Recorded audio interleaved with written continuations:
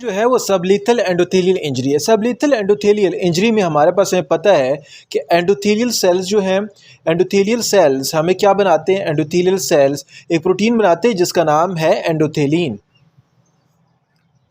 तो जो ही endothelial cell injury होगी तो एंडोथेलियल सेल की इंजरी होने के बाद एंडोथेलिन जो है वो इंक्रीज़ हो जाएगा।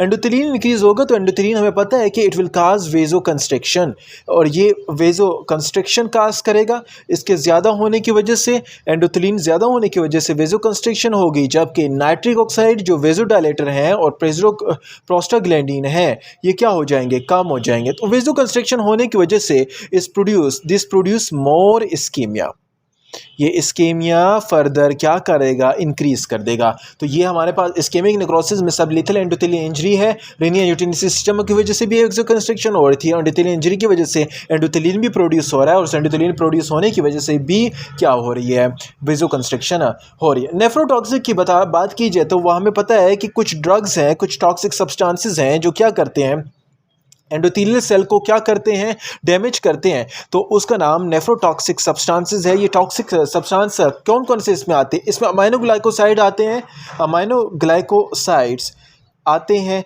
अमाइनोग्लाइकोसाइड्स के बाद कुछ रेडियो कंट्रास्ट एजेंट हैं, रेडियो कंट्रास्ट एजेंट जो यूज़ किए जाते हैं। ये इसके साथ साथ अगर इसके नेफ्रोटॉक्सिक के साथ साथ अगर कुछ इंजरीज़ हो जाए, लाइक क्रश इंजरीज़, याद रहे अगर क्रश इंजरी हो जाए, नेफ्रोटॉक्सिसिटी काज कर दे, तो क्रश इंजरी में आपने पॉइंट्स याद रखना है कि यूरिन में क्या होगा, मायोग्लोबिन भी रिलीज़ होगा। तो एक कंडीशन आएगी जिसका नाम है मायोग्लोबिनूरिया। मायोग्लोबिनूरी की कॉम्प्लिकेशन आएगी किसमें, क्रश इंजरी में। हेमोग्लोबिन भी रिलीज़ होगा, हेमोग्लोबिनूरिया की कंडीशन अपीयर होगी। और ये मोस्टली नेफ्रोटॉक्सिक में कौन से tubules involve, proximal कन्वॉल्यूटेड tubules involve होते हैं। तो सब लीथल इंजरी हम पढ़ रहे थे, सब लीथल इंजरी में एंडोथेलियल सेल्स इन्वॉल्व है, और एंडोथेलियल सेल हमें पता है कि क्या रिलीज़ करते हैं, एंडोथेलिन रिलीज़ करते हैं। Endothelin acts as a vasoconstrictor and produce more ischaemic necrosis, और इस्केमिक नेक्रोसिसिटी क्या ज़्यादा नेफ्रोटॉक्सिक की बात बता दी है कि हमारे पास कुछ ड्रग्स है जो नेफ्रोटॉक्सिसिटी वगैरह काज करते हैं। अच्छा देखें, अभी इसकी फाइंडिंग्स हमें किससे पता चलेंगी कि एक्यूट ट्यूबुलर नेक्रोसिस, आपने याद रखना है फाइंडिंग में मैंने बताया था कि ए से आता है एक्यूट ट्यूबुलर नेक्रोसिस और बी से आता है ब्राउनी कास्ट। इसमें क्या होते हैं, इसमें ब्राउनी कास्ट अपीयर होते हैं यूरिन में। तो ब्राउनी कास्ट से पता चलता है कि ये क्या है, ये एक्यूट ट्यूबुलर नेक्रोसिस है। इसके साथ साथ आपको पता होना चाहिए देयर इज एलिगोयूरिया, यूरिन की अमाउंट कम होती है एंड डिक्रीज हो जाते हैं, and it is urine is less than 400 ml per day. 400 ml per day से कम हो जाता है, और सोडियम पोटेशियम एटीपेस ख़राब है, सोडियम पोटेशियम एटीपेस वर्क नहीं कर रहा है, तो हाइपरकेलेमिया होगा, हाइपरकेलेमिया की कॉम्प्लिकेशन आएगी, और इसके साथ साथ मेटाबॉलिक एसिडोसिस की कंडीशन भी अपीयर होंगी।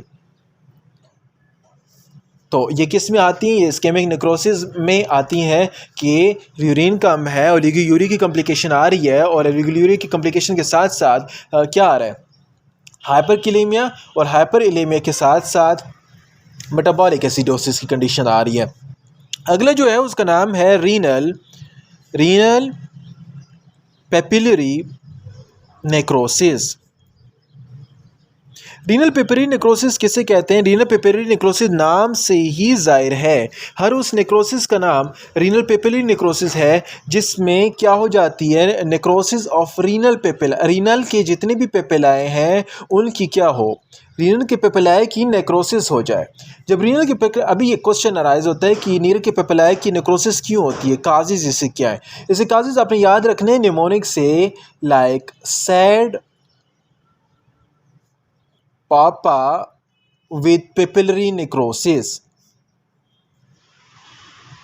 सैड पापा विद पेपिलरी नेक्रोसिस का मतलब क्या है कि सैड से आता है, एस से आता है, एस फॉर व्हाट, एस से आता है sickle cell anaemia. Sickle cell anaemia की कंडीशन में रीनल की पेपिलाए क्या हो जाती हैं, डिस्ट्रॉय हो जाती हैं, और उनकी डैमेज से। ए से आता है एक्यूट पाइलियोनेफ्राइटिस।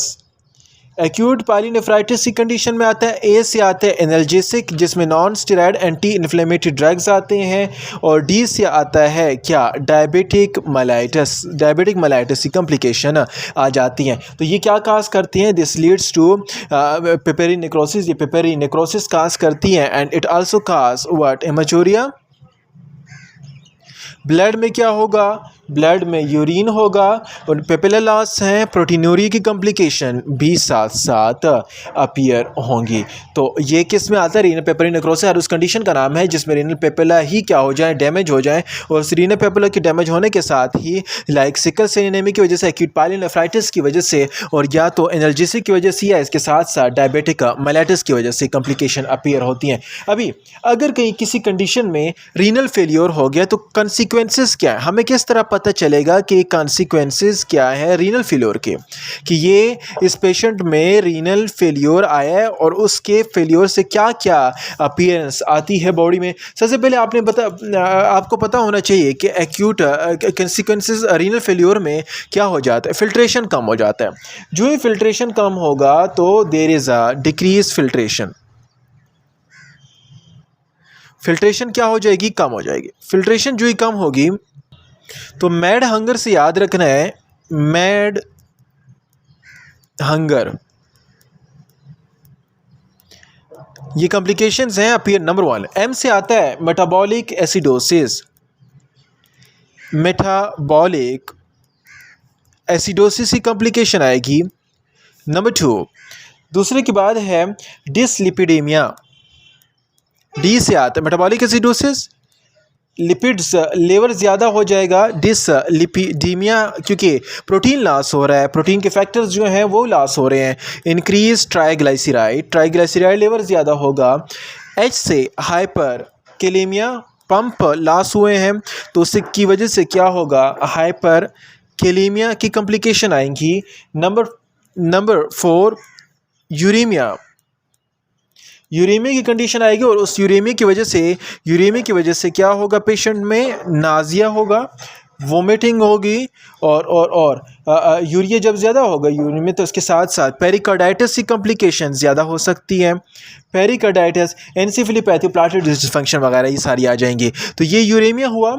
यूरेमिया के बाद अगला जो है उसका नाम है सोडियम पोटेशियम, इसमें एन फॉर व्हाट, एन से आता है सोडियम पोटेशियम, एटीपेस काम नहीं कर रहा है और सोडियम वाटर रिटेंशन होगी, और सोडियम वाटर रिटेंशन होने के साथ साथ क्या होगा, एडिमा की कॉम्प्लिकेशन आएंगी।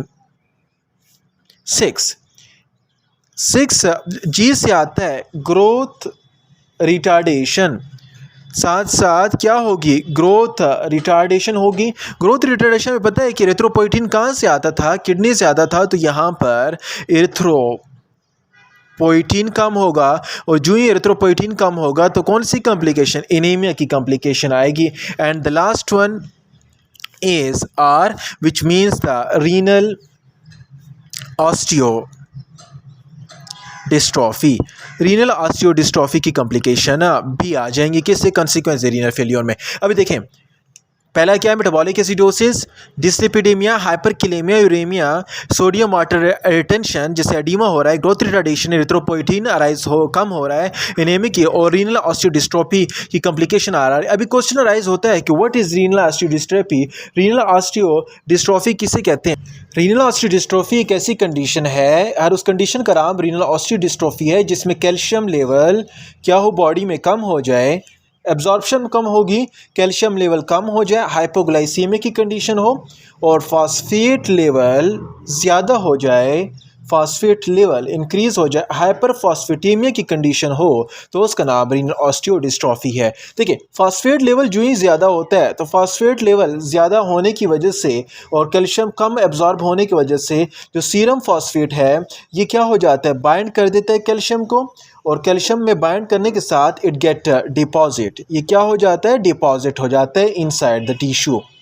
डिपॉजिट ऑन टिश्यू, टिश्यू के ऊपर डिपॉजिट हो जाता है ये फास्फेट कैल्शियम के साथ बाइंड करने के बाद, और फिर एट लास्ट सीरम जो कैल्शियम है, serum calcium will get decreases, serum calcium decrease होता है, फास्फेट इंक्रीज होता है। तो इस कंडीशन का नाम रीनल डिस्ट्रॉफी, सीरम कैल्शियम कम हुआ and it will leads to सब